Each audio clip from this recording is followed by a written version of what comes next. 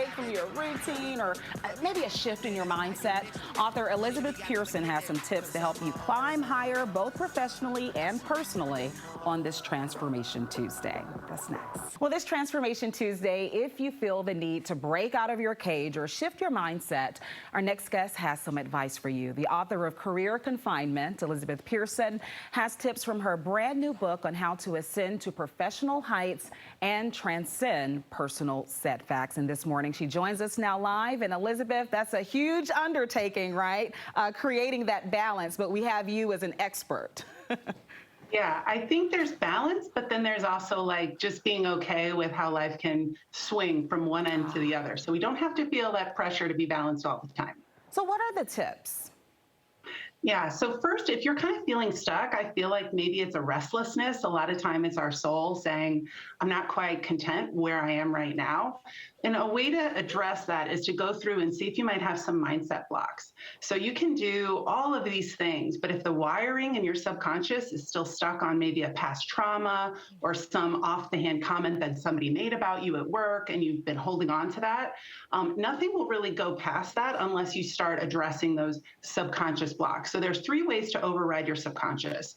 And one way is through repetition. So we hear about affirmations, right? Just tell yourself something new. I tell clients all the time, it might feel like a lie when you're saying it, but it's okay. Tell yourself a new lie, and then it will become a belief, and then you will start acting in that fashion of that new belief. You can also try EFT tapping.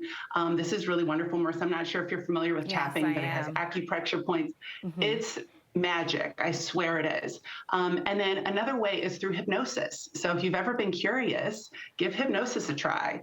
The other big thing is I say eat the frog. So this is a term about just kind of tackling your most daunting task first thing in the morning. So what's something that you might not love to do every morning? Maybe work out, because I work a very early shift. Yeah.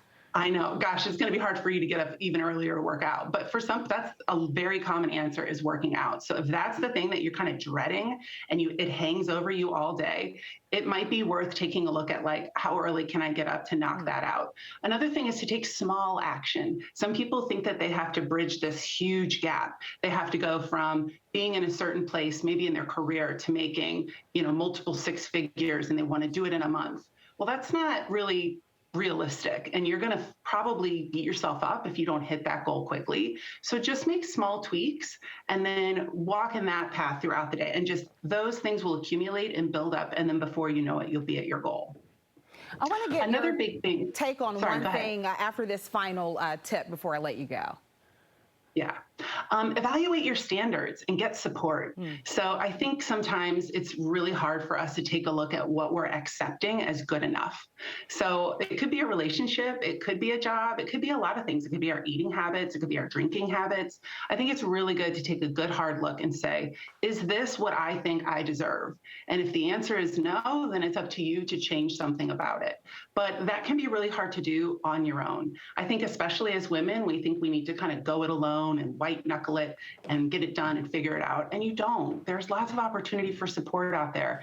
And I'm sure that your true friends and well-meaning family members would love to support you on any endeavor to kind of get unstuck. Right. And it's good to reach out to coaches like yourself. Yeah. I want to get your take on quiet quitting. Are you familiar with that term that has gone viral? Yes. What do you make of that in terms of what you discuss in your book? I think that a lot of people, when they feel really stuck and they feel like maybe there isn't a career path for them, or they don't feel really valued by their employer, they're just sort of checking out. I think that's kind of another way of saying quiet quitting. You're just not going to like burn the extra, time that you have in the day on work. You're going to end at 5. And honestly, Marissa, I think it's probably a more healthy work attitude to take. It's not necessarily like quitting and totally checking out, but having some boundaries around how much time your job gets, because your job will take every minute that you allow it to take. So I think people are just starting to kind of wake up to that and say, hey, you don't get all of my time. And then when bosses are accustomed to you working, 80 hours a week, that's going to feel like you're really quitting and that you're pulling back. But I think people really need to check in with themselves and say, do I need to just move on to something else? Or do I just need to have healthier boundaries with the current employer that I'm at? Wow. I wish we could have you on longer. We just got started. But you have some of these lessons in your new book out today, Career Confinement. So, Elizabeth, thank you so much for joining us. Thank you, Marissa. Thank you for having me, Marissa.